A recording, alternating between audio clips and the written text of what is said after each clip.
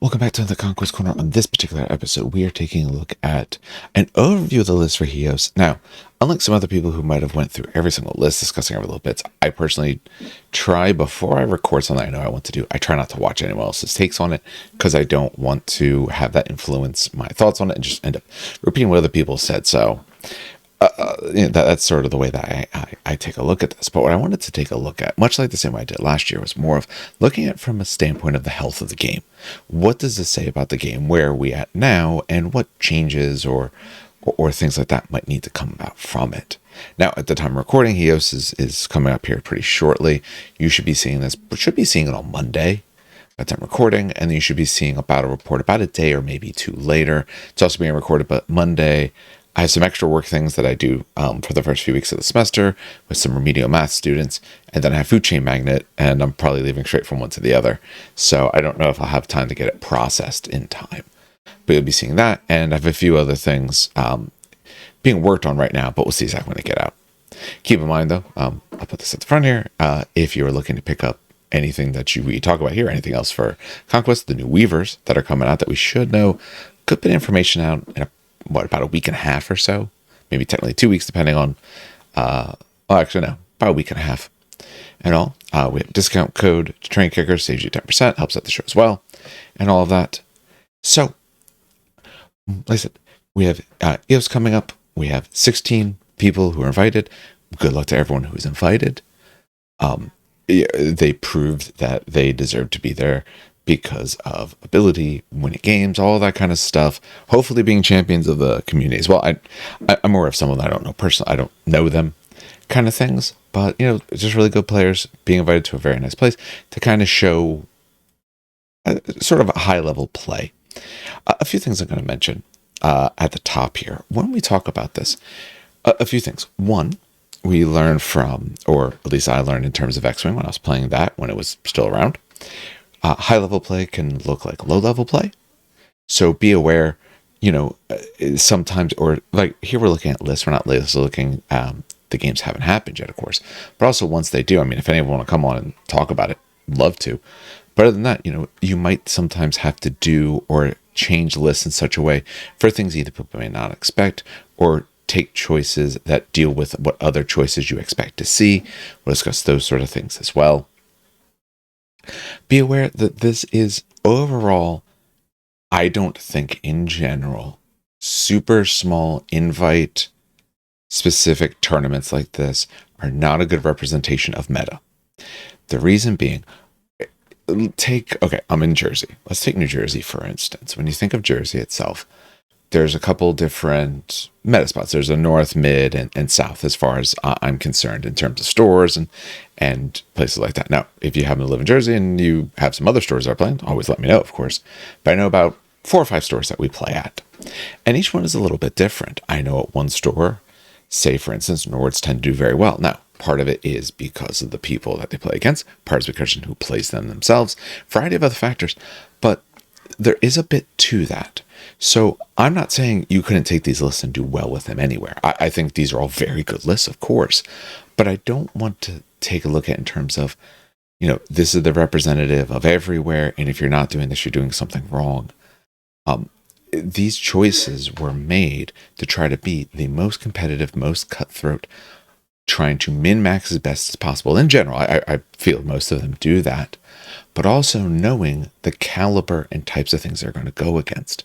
Say if in your local group, you have a lot of old Dominion players, let's say, for instance. Well, your list is probably going to need to be able to stand against that a little bit better than maybe some other armies. They may not have known some of the ones that wouldn't show up, but I don't think I think people would have been surprised if Spires were there. Or maybe like one person doing Spires kind of thing. So you probably didn't really have to worry too much about the weirdness that they might bring or something like, oh, yeah, but the really good Spires list, here's the problems I would have with it. It's probably not your concern per se. So when we do look at this, we are going to talk about the health, but I don't want it to be doom and gloom no matter the viewpoint. That's not the type of person that I am. All right, let's get into this. All right, so here's how I did the breakdown. I broke it down by faction. We took a look at the warbands. So how many warbands did people have? Keeping in mind that for some like Ironi, actually, I think at least like 3, might be 4, actually, might be all 4 lists. that they have a monster that is allowed to go by itself. Some monsters are when it's a monster character, some are not. One, they're the only ones who did it, but also there's some factions who cannot, like the Theocrator cannot go stand alone. Yes, he's a monster, but he has to take a regiment in his warband. So how many warbands did they get? How many activations do you have? How many of your regiments are infantry? How many are minimum sized? So what are you running at, just the 3-pack, or of course, when we're taking a look at Ironi, 2-packs? Brutes/Cav, I put it together because for most armies, they don't intermix too much. Wadroon do a bit, so we'll discuss a little bit there. But most armies, you're either Brutes or you're Cav. There's usually not a little bit of both. Again, Min, did you happen to have any monsters? How many points in upgrades did you take? So you have 2,000 points to build. What is the amount in typical fashion that people take for upgrades? And the important thing when we think about health of a game, it's really probably two parts. What factions and what type of repetition? Now, again, keep in mind, this is meant to be very high level play. So if something is realistically even minorly overtuned or just better than some of the other choices, you're probably going to go with a lot of it. We're going to see for a Sorcerer King list, when we talk about those, lots of Flamecast, actually every list is Flamecasters, Sword Dancers, and Ghouls. That's it. And we'll talk about why. There's a few reasons why, not only just because they are good. All right, so let's talk about the breakdown first.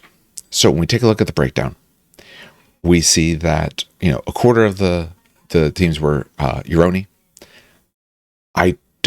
Or players, I should say, players, not teams, my apologies. I don't, for instance, believe that means Ironi are so far above and they're crushing everyone and they'll win everything. I know they won 1, 2, and 3 in, I think, the Gen Con tournament, although it was a somewhat small tournament. But I also know there was another sizable tournament not too long ago from now, about a month or so ago, where they didn't place. I think their top was like a 5 or 6 spot or something like that. It's still back and forth. Let's keep in mind a few things. One, when you have a brand new army, people still don't know how to play against it. Now, these players probably do, or they really should. When you're going to this, I assume you'd practice a bunch and all that kind of stuff, just because, you want to do well and have fun and just be well understood. You don't want to be surprised by something, because that's not necessarily fun for either side. Like, I don't like surprising my opponents by, I can do this thing, you didn't realize it. Not especially when we're, trying to be high-level play. But new factions are always kind of the hotness. People don't necessarily know how to play against them. They are a small to build up army. So if you looked at them and said, I don't really want to take, say, for instance, my Spires. Oh, I have some Ironi stuff. I bought some stuff. I got some stuff. Oh, I only have to paint like 20 some models, and I have what it seems to be, to me, a very good list. Okay. So you can pivot potentially easily. Let's face it, not all these armies are these players' main faction. They might have a few. They might have borrowed an army from someone, a variety of other pieces. But that's an easy army to get your hands on if you want to. Actually, I have some of my Ironi right over there. I got a big old... Actually, I got one of the spiders. I guess I'm building as a Mahatsu. I wasn't ranking them so great at first, but the more and more I think about them, the more and more I like them. But I have that coming in tomorrow. I think it's supposed to come in tomorrow. Almost as many Wadroon. You're only short one player on Wadroon, so you got 3 to the 4, so good amount of Wadroon. Decent amount of 100 Kingdoms Nord, so you're looking at about 2. Sorcerer Kings, again, you're looking at about 3. So we see the big 3 armies, and a difference of 1 is not statistically significant overall. So Ironi, Wadroon, Sorcerer Kings are all essentially the same. You got a bit more for Nord's 100 Kingdoms, 1 each for Dweg and OD. Dweg, hey, they got some new models. The Lost, Found are good as well, but the list has a Lost. Lost are good. I think Lost are quite good. So maybe just trying to do a little bit of a, opposite meta pick, or hey, I got these new units and I want to play them. Let's keep in mind, you could also just play it because you feel like it's the army you love. Or you think like they got something that maybe people aren't aware of or that they can do now, because they do need some help, but they're getting the redo soon. And 1 Old Dominion. I think Old Dominion do have some very good strength. So, I mean, if this was me, and 1, I participate in enough high-level tournaments, 2, I also did well, and 3, I could, take the program as Xanax to fly long distances, I'd probably bring my Old Dominion as well.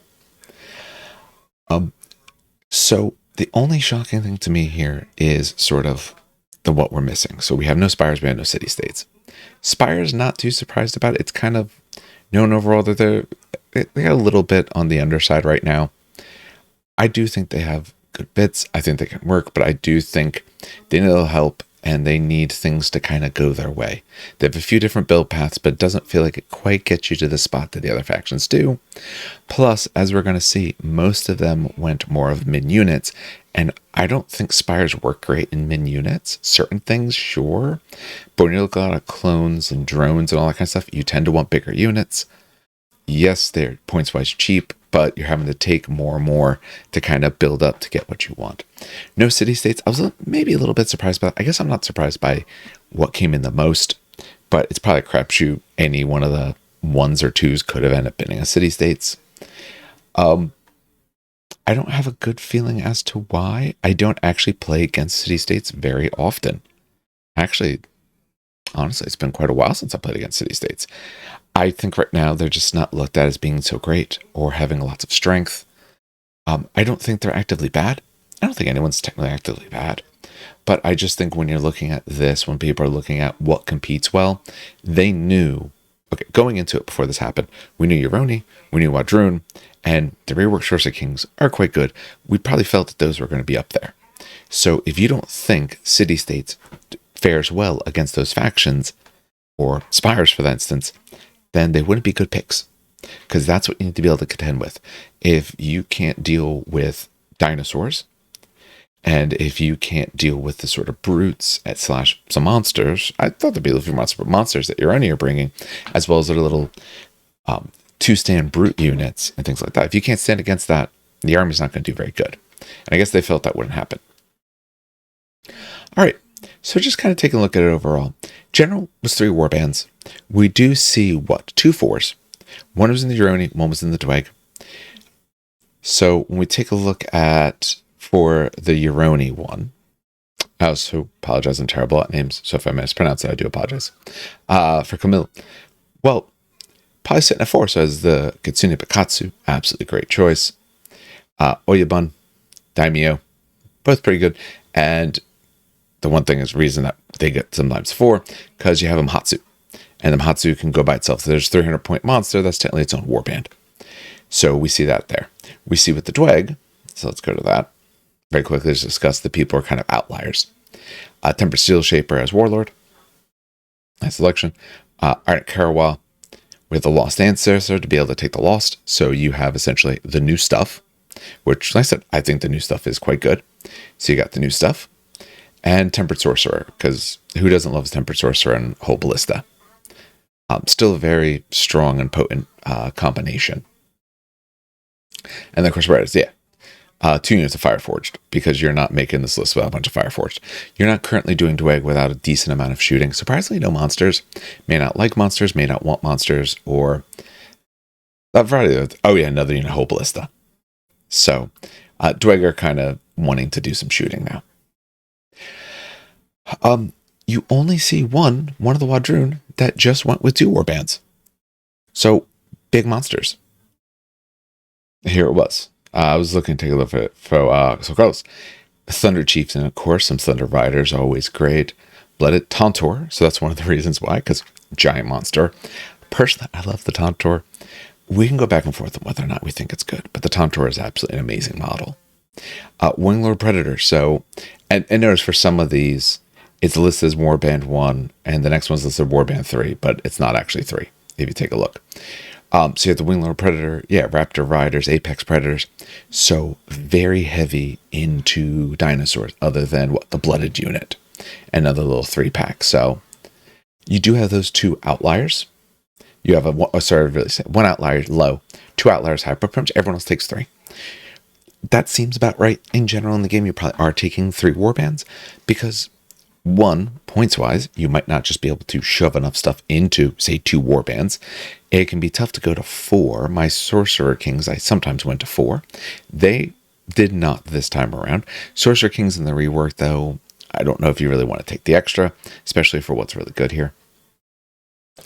4 activations. Actually, one second. There it is. I averaged the activations. So it is, on average, about 11 activations. This is an activation, let's be honest, this is an activation game. If you can delay activations, that can be really useful. If you can wait for things, that can matter a lot. For Euroni, it's a little bit different. So for the people who play Euroni, you do need to wait potentially, but one, you can't chain activate your character, so that can help. But also, since you can kind of go with anything you want, if you have a couple copies of the card, you can kind of pick and choose a little bit. But otherwise, okay, hey, it's 100 Kingdoms. Yeah, your pirate commander goes first. Go ahead. I want you to do something so I can wait to commit my horses, kind of thing. So you're looking at average of 11. You're looking at lows of 9. You're looking at Wadroon, one of us sitting at 9. Couldn't get any more than that. And for that one, sorry, just recount it, it was 10. It's actually, sorry, not 9 activations for that one. I'm not sure I miscounted it, but yeah, because it's 4 monsters, 4 brutes to 1, and then 1 spare character. So my apologies, 10. Doesn't change the average size, so 11.5. With those, we see lows of 9, Euronis with tons of monsters. That one list, I absolutely love it, because it's like 3 Mahatsu, I think Genyo no Yokai, and then a few other things. But it's an activation-based game. You can see that the Sorcerer Kings tend to be on the higher end. We also see that you have a few others trying to get their Nords, of course, easily can get the 12-volt Dominion went for high. But Sorcerer Kings tend to be one of the ones that go higher. One, your units are pretty good, especially at the mins. You have ghouls that are reasonably cheap. And I mean, I guess most people took 3 characters, so we sort of see that. One thing that we'll break down rather than reading through the numbers here, just kind of discuss this faster. So regiments. What I want to mark here was the total amount of the type of regiment taken and how many of them were actually minimum size. Just for equalness of this, obviously monsters, you only take a minimum size, you can't take more. But 16 monsters taken across. So 16 players, average of 1 monster. But notice, you have Wadroon obviously taking high amounts of monsters. You have 4 in one list, 3 in another. Whereas the other Wadroon player only took 1, but multiple monsters because Apex Predators are good, Winglord Predators are good. I said that one list got the Tontor, all of that. You're also seeing Euroni tending to take a monster. Every Euroni list took a Mahatsu. This last one took extra Mahatsu, took 2 of them, but everyone took a Mahatsu. Mahatsu are so good, for anyone who doesn't know, because in my viewpoint, there might be some other reasons, but it's a good solid monster, does a good bit for you, but it also is the only heal that you have. And Euroni run into problems of you run out of models. You naturally have fewer things because you're only brutes. You have less stands overall. So when you lose a stand, it hurts. Yes, can it take a while? You got a good amount of wounds, but as you lose stands, it hurts. You start losing the ability to take score and hold on to objectives or just stay around in the board in general. One of the best ways to beat Euroni is especially if that's smaller packs, just trying to one-shot or destroy their units.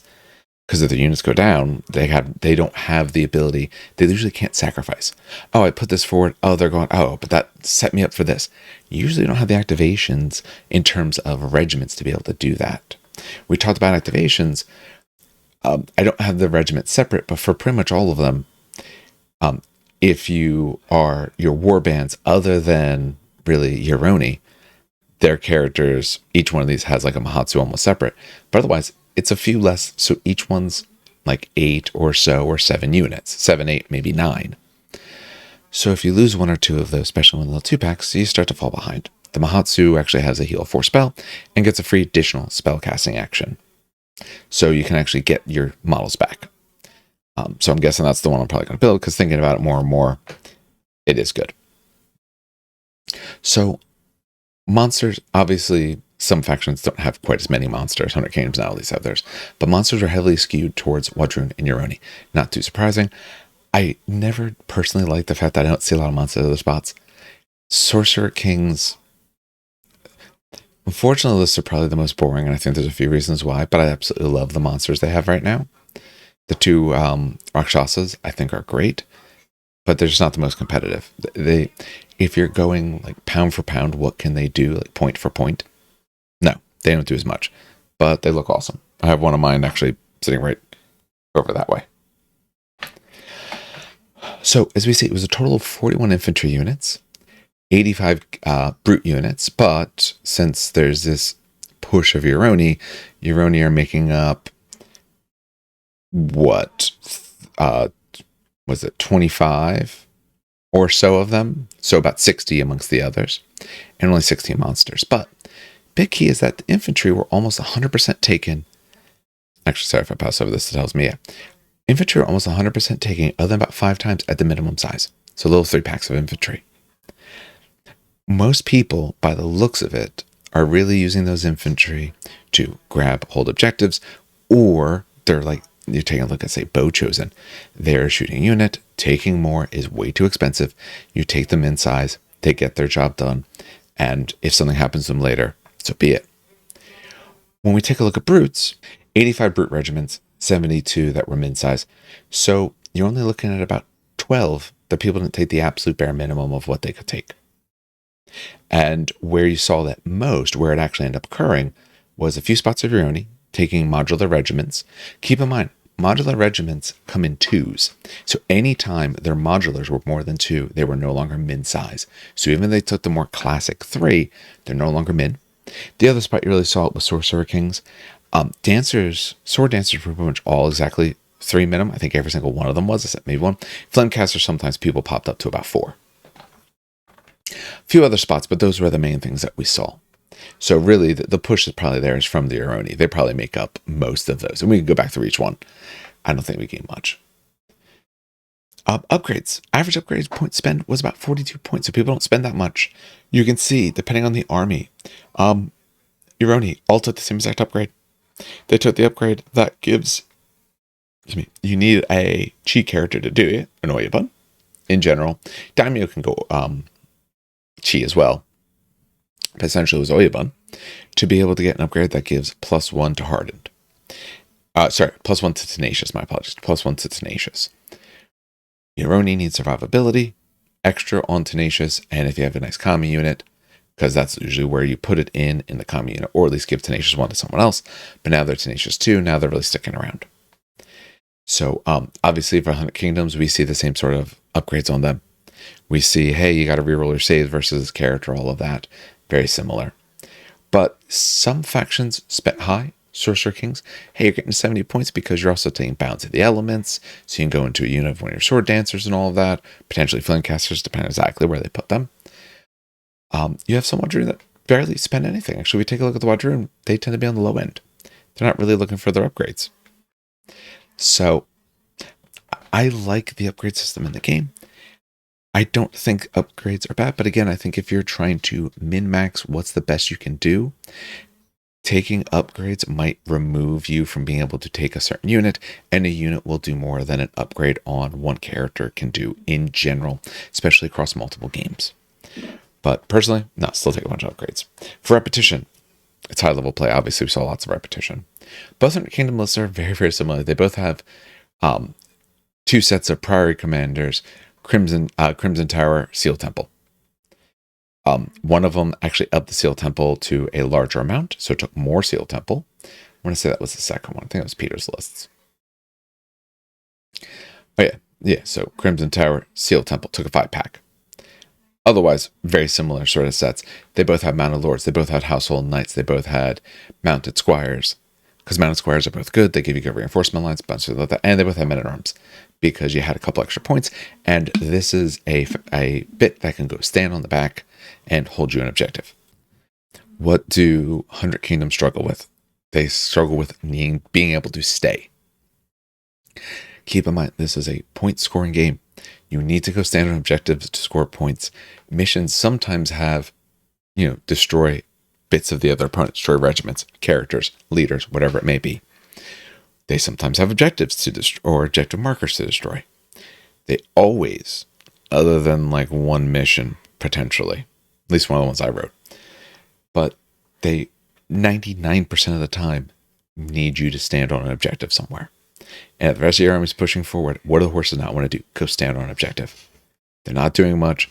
Most of the ones, especially the ones they're taking, don't really want to get in protracted combat. They may not be able to hit and get the job done. So you take the Men-at-Arms for that. And you take the Mounted Squires to be able to put up a reinforcement line and to make sure that you can hit someone that's going to cause you a problem so they don't just bog you down. But otherwise, we're taking a look at very similar things. You have Prior Commander Warlord. You have Crimson Tower, because Crimson Tower at 7 move are absolutely fine with a move charge, especially because then they have Wedge and all that kind of stuff, devastating charge. So it's known, it was, or at least was talked about, that these particular types of lists, or the thoughts related to some of these, was because they understood, hey, Min, Flamecaster, Flamecasters, Sword Dancers, those sort of units are going to be coming out, and probably for the Euroni sort of little 2-packs, and we need to be able to take them down. Crimson Tower are really good at that. Seal Temple not as much, but Seal Temple are also good at being able to get around to the sides of opponents and can get you to the objectives as they need to. They're pretty good at that, but that's what you love about Crimson Tower. The difference is some of these other ones that want to actually attack in combat. No, I'd rather be able to move charge you. Doing it from a distance, you probably can't do well into me because I'm faster, and your move charge doesn't do nearly as much as mine. And if I know most people are probably going to run mins, then they have the ability to one-shot those units. Even if they don't do 100%, it's mostly down, and then they get through the next round. Taking a look at just one of the Sorcerer Kings lists, just to discuss briefly. Actually, Maharaj Warlord, were they all Maharaj Warlord? I would be surprised if they weren't Maharaj Warlord. Who did he take? The Maharaj Warlord. So the reason Maharaj Warlord is the choice, for anyone who doesn't know, Maharaj Warlord means you get 2 schools, and your characters can bump up either school. So normally, your brutes only help put tokens on rituals of whatever type they are. So fire to fire, air to air, and so on. But if your Maharaj is your Warlord, they can work in any of them. And also importantly, took air. Did they all take air? Yeah, all took air as well. The other very good strength of that is the fact that when you're done repairing a ritual, you can start another one immediately. Otherwise, you can only do that in water under certain circumstances. You can't repeat the same thing. But otherwise, you can do that immediately. And you get some tokens for this because of the round, and you get that kind of stuff. So Maharaj Warlord still feels like the best. Fire, obviously going to take because it helps your fire units. For air, a little bit surprised by that, but I guess if you're not doing anything with water, and water has some difficulties if you don't actually have the units, and earth, probably very much the same thing. But this, yeah, some extra march. Get some hits. Reroll for the volley is probably really what people want to end up using it for, because that one's quite good, especially when you take a whole lot of Flamecasters. Rituals, do any of them? Oh yeah, Spiteful Winds for some freebies if you're looking for that. I'm not sure if they're going to be pushing so much for the rituals, but some of the spells are quite good. So that one ritual is actually rather strong. So we're looking at that. We're seeing, here's an interesting part. So it's a bunch of Flamecasters and a bunch of Sword Dancers. And for each list, a bunch of ghouls. And the reason it's all of them is because it's 6 attacks. You got Flamecasters with 5 shots now. 5 shots, but they do have Rapid Volley if you're close enough. And then you have 6 attacks, Sword Dancers. So you have a lot of attacks. Sword Dancers now have Relentless. Sword Dancers now have Relentless Blows. You have ways to get it to 1s and 2s if you play your cards right. So just good amount of attacks, everything like that, and pretty cheap. 170 for a 3-pack, 220 for a 4-pack. We see someone a little bit high. We see the bounty elements. Hey, your Raj is probably just going to go in one of those units. He's got flawless strikes, all that kind of good stuff. So, unfortunately, when we take a look at them, those lists, they're very, very similar to those 3. All right, editing me stepping in here real fast just to bring up some things. We're talking about repetition in these lists and all. And one thing I didn't mention at the time and thought about later on is the very obvious part of repetition, why you might want multiples in a list other than they are good units, is it makes it easier in terms of planning and execution of your lists. So if you have 2 to, let's say, in general is probably 2 copies of things, but even say 3 copies. So let's say it's round 5. We're really starting to Conquest now. And it's the back and forth of, there's 3 things I need to do, and I don't know what exactly is that you're going to allow me to be able to do. I don't know who's going to win the roll. I know who has an advantage in it, at least by essentially +1, -1. But I don't know who's going to win that role. Oh, I need these two different things to happen. Well, if those things I need to happen are the same unit, then I can play one, theoretically both, but probably one of their cards, and I can guarantee I get the other thing. So let's say, I'm playing my Sorcerer Kings, and you're lined up against two of my Sword Dancers. Okay, you're probably going to do one of those two. Let's say that makes the most sense for you to do. So that means, in my viewpoint, okay, if I just pick a Sword Dancer unit, then if you happen to go first, I can choose which one if I go first, I can choose which one I want. If you go first, I can always choose the one that you didn't slam into, destroy, whatever else you did to it. So there's this concept of trying to maximize what you're doing, understanding you are going to lose a certain amount of that decision, choice, and power. If you have three things that need to happen at the beginning of a turn, your best case scenario is a 2-for-1. Otherwise, it's only 1 out of 2. That's also one of the big strengths for Euroni, is that, yes, they do want their ideal cards in with the correct units, but you can just change it to do something because you need it right then. How many times have we had it where our opponent does essentially sort of a counter pick almost? They do the thing we were putting 4th or 5th because, maybe to us it doesn't matter. We're not sure why it would matter. We were just throwing it away anyway because they'll get to it sooner or later. And now we have more options available to us. So Euroni adapt faster with that. But any faction that's running a 2 copy of something, you have 2 units of Thunder Riders, you can go with, when you need it, the unit that you truly need in the moment. Rather than if you're looking at lists where everything is more unique or less copies of it, well, now if something screws up your plan a little bit, they win that role and they just keep, acing you on every little action, you are going to be greatly diminished. So duplication is not only good because the units can be very good that you're duplicating, but because it adds redundancy and safety into your list. And yeah, that's what Sorcerer Kings do best right now. Part of the difficulty is other units just aren't out. You have to have the actual unit. You really can't go water because you got nothing. We finally have seen Month of Mahrid. You can't really do air well because they're kind of lacking some of the pieces. They're lacking their monsters. The other units are a little bit more expensive for more specialized. And I think with what you see here, as well as the general meta, I just need to be able to get numbers into you. We're not worried about a lot of Dweg with really great armor, because right now they don't really have it. We're not worried about tons and tons of armor across the board. We're looking at, just needing to get extra swings. You don't need the quality right now. You kind of need the quantity. So you take the units that have quantity. Fire in Sorcerer Kings has the quantity. Ghouls have tons of attacks. They're cheap. They can move decently fast. They get up there and then just make you swing a whole lot of dice. And everything else you can get going for you is great. You only have some of the same thing. They can almost get a good amount of attacks. Now, when you go with Oni, like the list that went double Oni have good quality. But most of those lists all went with double Tengus, Damashi, and stuff like that. So 2 of those 4 lists had 2 Tengu Bushi, 2 Tengu Akiashi. Akiashi are really the only shooting unit, or the only thing that shoots in the list, because no one took it on the Oni. Double pack of Tengu Bushi, 2 little Tengu Bushi do a lot of good, because they have flawless strikes and all of that, and their flawless strikes are on 1s and 2s. So, yeah, there's some quality, but otherwise, just going to get dice into you. When we take a look at the Wadroon list, what do they run? Thunder Riders. You're seeing those. You're seeing Apex Predators. You're seeing things that people like, double hunting packs. Double Thunder Rider Warbreads, double Braves, double Raptors. If a unit is good, you take a bunch of it. Old Dominion. The Old Dominion is, double Carotid. Carotids are great. Carotids are 20 inches, -2 to your save. Shooting in this game is still very good, and especially if you are good at shooting, Carotids are great at shooting. Yeah, they naturally start at 3, but when you get the higher thing, they'll be 4 shots each.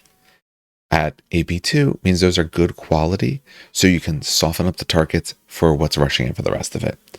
Obviously, going in this particular list, Ziliarch Warlord, because the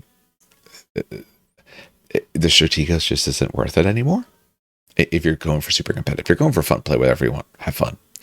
Theocrator Warlord's been a lot of fun for me personally. But if you're trying to be good, no, you take the Ziliarch Warlord so you can fight twice. Take a big pack of Praetorians, Varangian, Nathati, and they took Legionnaires. They took Legionnaires probably because they're cheap. They can go stand on an objective. Again, they're going to stand back on the objective, do that, or be higher cannon fodder for Dark Shepherds. I take the Centopodromi instead, but they're more expensive. So it just depends what you want to take. Double Caratids, you take the Archimandrite Hierodeacon combination, so you need to get to tier 4. Depending on how things go, you can get there pretty quick. Surprise, no Dark Cenotaphs in this list. But I have found over time, I still always take one, because one, I enjoy painting them. I have some part of it painted up here. I have the full one actually sitting in one of my cases up front of the house. But depending on the mission, if the objectives aren't back a little bit, it doesn't work out that much. I mean, for the upgrade points, I still take it.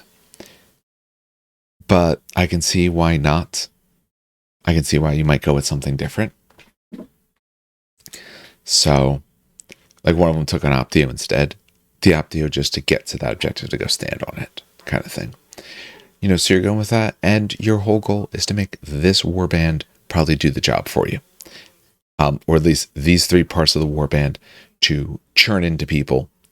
And, okay, going for some aura death tricks and just stopping, because they can get to like defense 5. We're just going to sit there. And then you got the other 2 units to tear into things.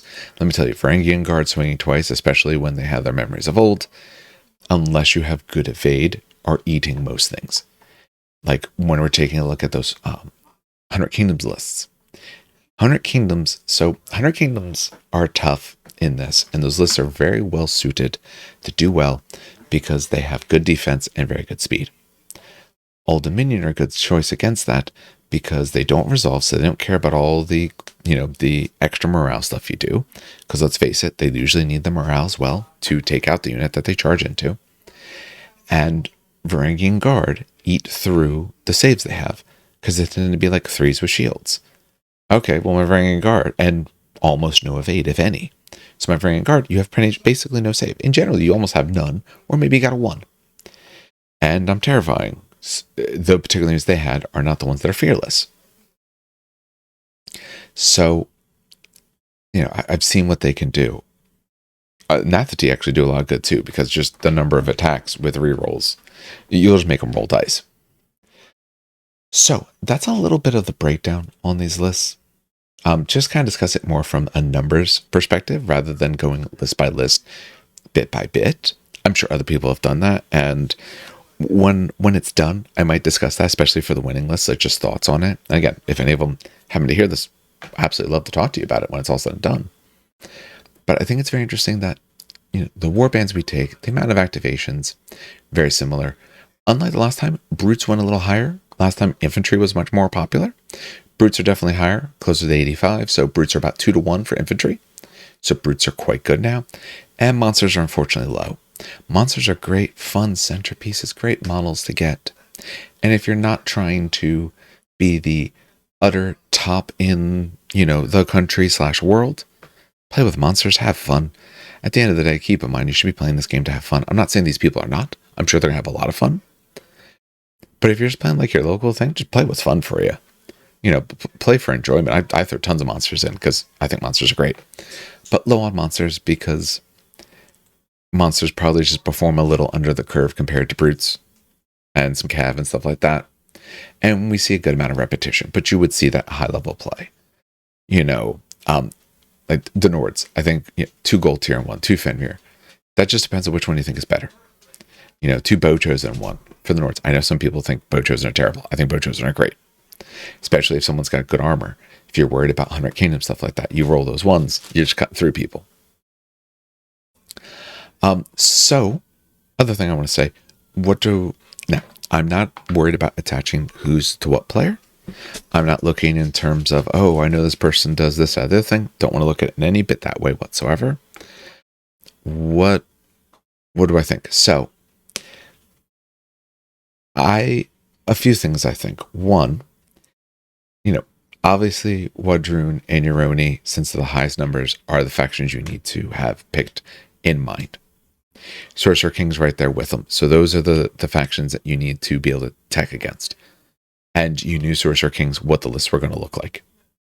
because a bunch of their stuff just isn't here as well. And you know it's good. The other list, I would say, don't get me wrong, there's some surprises. But I think you really thought about it, you'd have some idea things you have to contend with.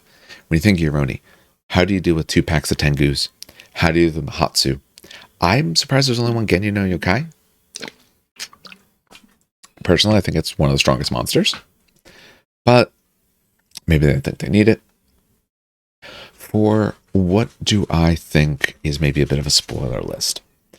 So, taking a look at it, I think the 100 Kingdoms lists are definitely spoiler lists related to those Uroni.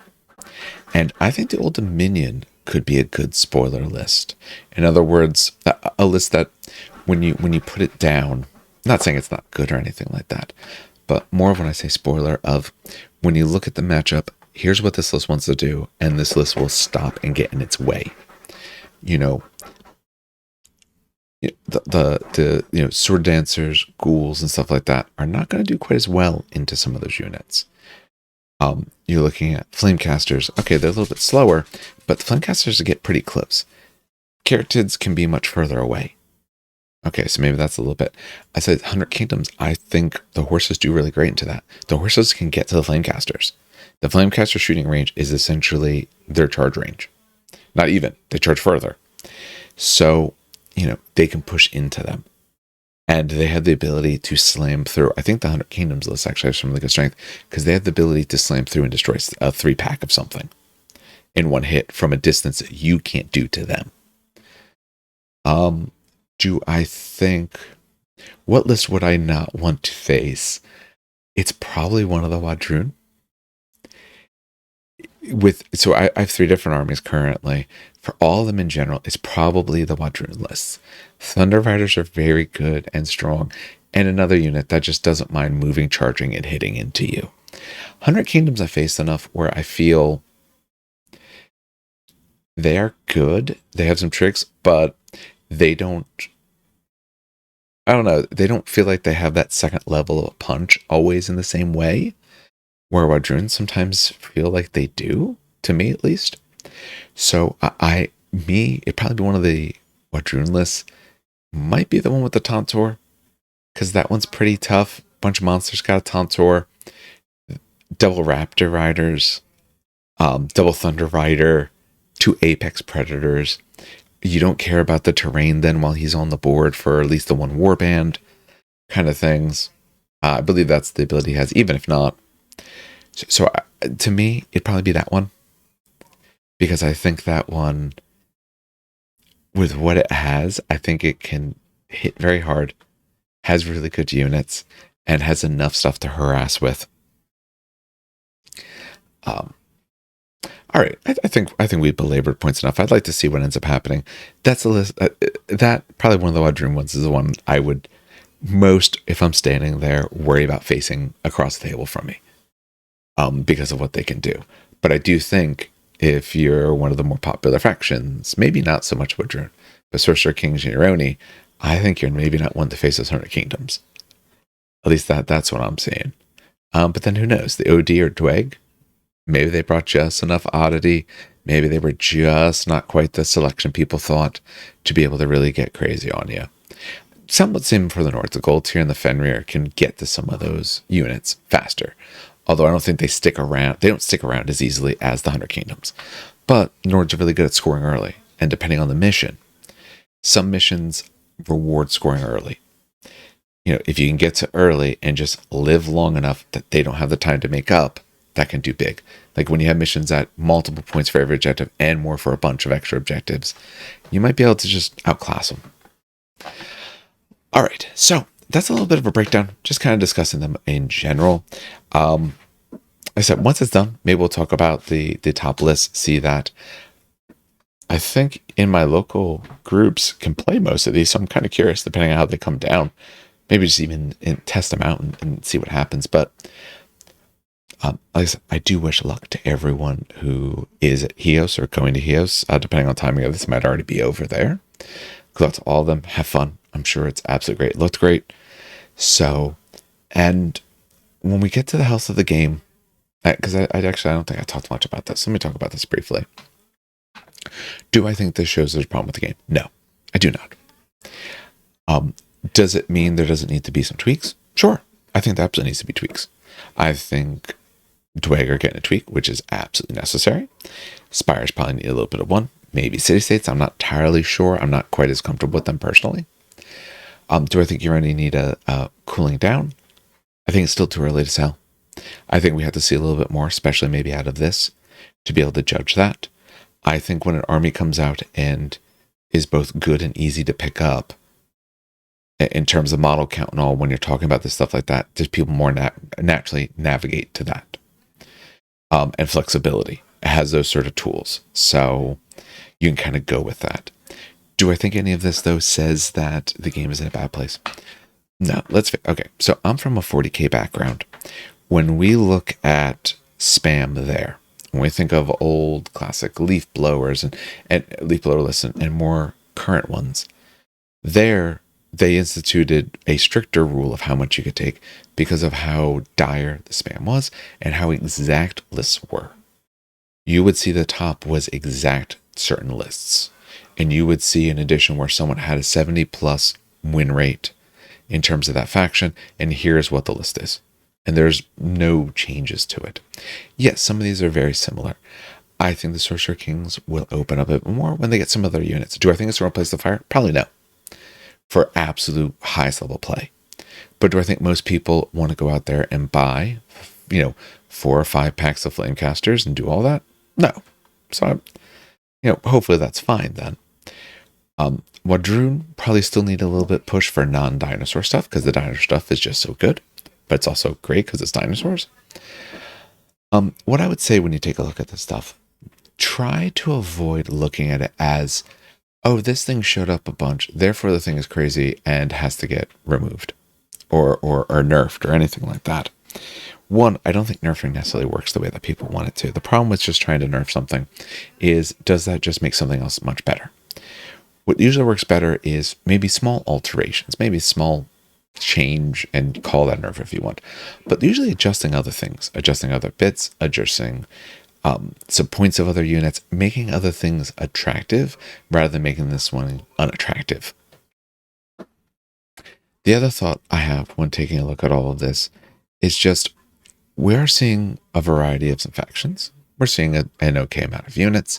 We are seeing what is probably the best in each faction. And yeah, if you're trying to win and everyone else is going at the highest tier, I don't say win at all costs in a negative vantage point. I don't mean that in terms of, people who cheat and stuff like that. But hey, this thing is the best I can bring. Let me bring the best. And everyone who, looks around knows these sort of things become the best. So we all do that. Not too surprising. I would like to see, I'm curious, once this is done, do they make some adjustments? Do they change some things? Let me know what you think. Let me know if you think the game does need some adjustments at all. So I don't think this means that there's something wrong with the health of the game. I think the fact, everyone's worried about Ironi, I'll tell you right now, if everyone thought out there, or these 16 people thought that Ironi was the absolute best, that's probably what you would see. I mean, think about it. You have arguably the easiest faction to put together for the moment, and it's 4 out of 16. So it could be much higher. Potentially same thing for Wadroon. Wadroon had been super good for a while. And really it's brutes and monsters for them. So you're not having to paint 40, 50 guys. So you could see them going crazier than they did at all. So, if you're playing in your local scene, if you're playing with your friends for fun, if you guys decide you want to go for, an all-out sort of list, go for it. But otherwise, play the stuff you have fun with, and it's going to do fine. This game overall has very few actively bad units. They do have more optimal choices, but that's true of all games. I've put most of this together, though I haven't actually edited the video yet, but I talk about the difference of balance and fair. You don't want a balanced game. You want a fair game. Some things being better or worse than others doesn't matter if at the end of the day it feels like you had a fair shake at it and you have an interesting story to tell. As gamers, that's what we want. when these people are done playing in Chios, I can tell you what they're going to remember. They're going to remember being there. They're going to remember the camaraderie. They're going to remember cool key points in the game, both for themselves and against themselves. And not in a negative way. We all remember when something crazy happens for us, or maybe our opponent, especially if we're in a good mind frame. That's the sort of stuff they're going to remember. Over time, you're not going to remember some little small interaction. You're not going to remember, I had to play this sort of thing all over again. You're going to remember those parts of it because of the fun and general fairness to it, as opposed to, that unit they had is just a little bit better than all the stuff I have and I have no options. Most of us hopefully don't look at it that way. So go out there, play the game, have fun. The game is fine. We'll see if they make any changes, but the game is absolutely fine. You are going to get a good amount of variety. So, and honestly, the one thing I wish they recorded it more. I do wish we could actually sit and watch, because I think seeing particular play, and especially if like players, hearing people talk about decisions and talk about what they're doing, I think really informs people and gives them ideas of, what do high level players actually look at? What do they see? How are the conversations? And the most important thing, because again, these are people who are competitive. They want to do well. But also, because I've seen this, I watch a lot of high level 40K. You'll watch it and they're usually like the nicest people. It's rare. Luckily, is it rare that high level people are like huge assholes and stuff like that? It's not really a thing that you see often. Most of them are just very nice people. Some are a little less chatty than others, because maybe that's just how they work. But everyone's usually very nice. Usually very much of a game of understanding. Hey, I'm moving here. Okay, I'm this far away from you. Much more of a playing together than playing apart or against each other kind of feel in the conversation. So, hopefully this inspires some people looking at these lists, army, stuff like that. Pick up some stuff, play some more games, get out there and do this. In the meantime, I know I'm going to be playing all kinds of stuff. Actually, I'm going to show them off because I finished them the other day. Got to do his base still. But like, I got the big boy, got him all done. Doesn't show up quite so well on this particular one. He took a bit. I do have another one coming in. I'm going to magnetize the other one because the other weapon sits like this much taller and I can't fit him in there anymore. So that's part of this. Actually, no, this week is finished Old Dominion week. I want them done, and then I'm going to work on more of them because I have to find transfers for my Damashi. So if someone has a good source, let me know. I'm thinking just maybe, I don't know if bolt action ones are small enough.